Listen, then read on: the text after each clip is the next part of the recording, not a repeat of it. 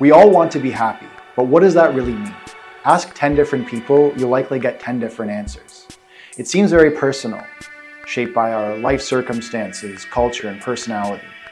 But despite all our differences, certain things tend to bring lasting happiness, and certain others almost never do. Have you ever set your eyes on something thinking that this was it? This was the thing that would finally complete you, only to find the satisfaction fade when you got there?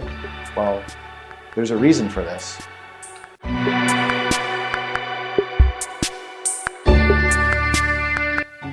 The Happiness Hypothesis by Jonathan Haidt is an amazing book, packed with wisdom and insightful philosophical reflections, all balanced with modern science.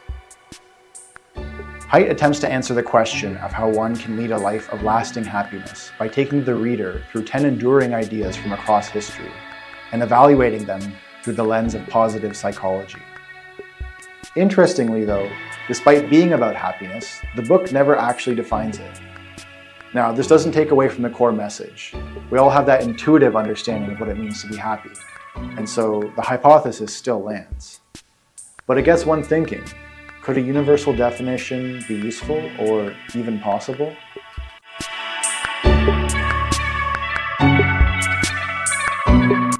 One of the lessons from the happiness hypothesis is that building a good life is like cultivating a prosperous garden. The right conditions have to be set up, it needs to be tended to regularly, and then one must be patient in allowing it to flourish. But a good life is a vague concept, and we risk missing out on it if we don't have a vision to aim our efforts. With a clear idea in our minds of what a prosperous garden looks like, we can know what vegetation to pick, what soil it can thrive in, and how to tend to it.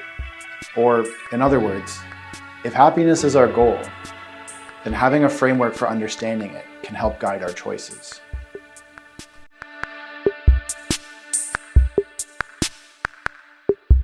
Most dictionary definitions describe happiness as a state of pleasure or contentment. Now that's fine for everyday use, but when we're talking about lasting happiness, we need something a little bit more robust. Researcher and best-selling author Brené Brown defines happiness similarly in her 2021 book, Atlas of the Heart, and goes further by defining joy as an intense feeling of deep spiritual connection, pleasure, and appreciation, and contentment as the feeling of completeness, appreciation, and enoughness that we experience when our needs are satisfied. Author and Harvard professor Arthur Brooks, in his 2022 TEDx talk, describes how happiness is a complex concept combining enjoyment, purpose, and satisfaction. He goes on to describe how a lastingly happy life comes from pursuing things that provide enduring happiness, family and friends, meaningful work, and a sense of transcendence, along with keeping your desires from getting out of control. What's the secret to satisfaction? We need to learn how to want what we have, not to have what we want, in order to get steady and stable satisfaction. Another way to think of this is not to have a bucket list, is to have a reverse bucket list. In other words, don't think of all of the sticky cravings that you have, but rather make a list of all those cravings and make a plan to renounce your craving to those things. If you get them, great. But if you don't, that's great too. But perhaps the most immediately useful definitions I've come across, the ones that can provide a useful framework, come from the 2023 best-selling book, The Good Life by Robert Waldinger and Mark Schulz. Waldinger and Schulz run the longest scientific study on happiness ever conducted, the Harvard Study of Adult Development, which has tracked people's well-being for over 80 years. They make a distinction between two key types of happiness. Hedonic happiness is transient pleasure, momentary comfort, joy, or excitement. Eudaimonic happiness is about lasting fulfillment, where a person feels that their life has meaning and purpose. Both terms have their roots in classical Greek philosophy. Hedonism being the view that life is ultimately about prioritizing pleasure, and eudaimonia being a state of human flourishing and the well-being that comes from it.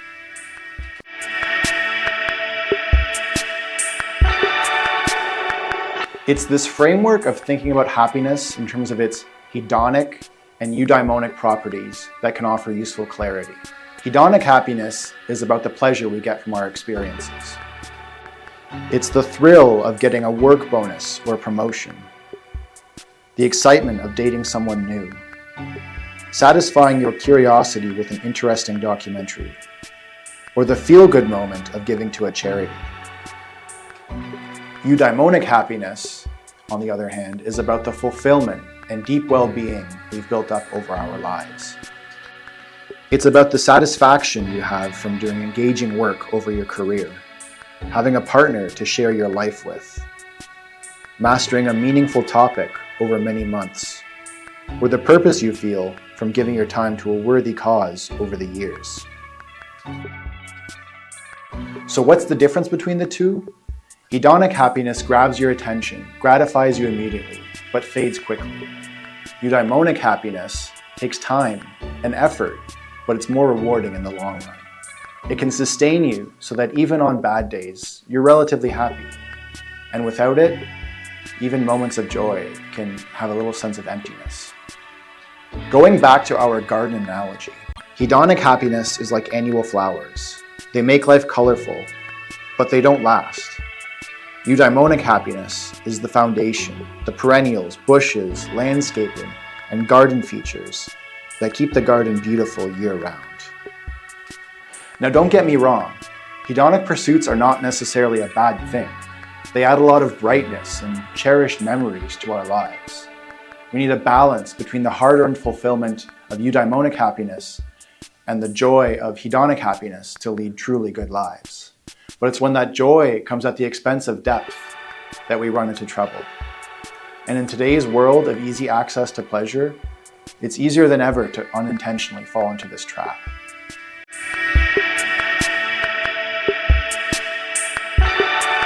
When we don't have a clear way to distinguish between hedonic and eudaimonic happiness, we risk lumping them together under this vague idea of feeling good, and that can cause problems.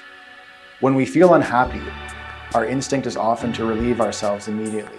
We might distract ourselves, chase excitement, or seek validation. And in the short term, it works. A fun night out, a few hours of mindless scrolling, or a new purchase can put us at ease. But if what we're really lacking is something deeper, these things won't fix the problem. They might actually make it worse. Because when we keep chasing satisfactions and still feel unfulfilled, it can create a deep sense of frustration with life itself. This cycle of chasing pleasure to plaster over emptiness becomes frustrating, then discouraging, and adds to the sense of emptiness. And here's the tricky part. Focusing on what's deeper and more fulfilling isn't easy. Our attention is naturally drawn to what's exciting and effortless.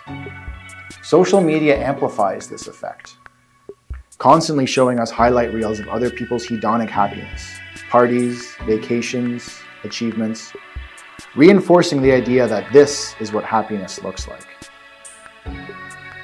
Meanwhile, the deeper sources of fulfillment, building meaningful relationships, personal growth, or mastering a skill, they require patience and effort and don't always provide rewards immediately. Talking with others is a huge part of how we cope and make sense of difficult situations. When we don't have the right words for what we're experiencing, when we lack a definition and struggle to articulate much beyond "I'm unhappy," we might struggle to find the support that we need. This is why these definitions are important. It doesn't mean that hedonic pursuits are bad or eudaimonic happiness is a silver bullet to all our struggles. But having the language for it gives us a framework. It helps us recognize when we're using quick pleasures to patch over something deeper. It gives us a better way to have conversations about what we're going through and hopefully help us move toward a balance that feels good in the moment and is sustainable in the long run.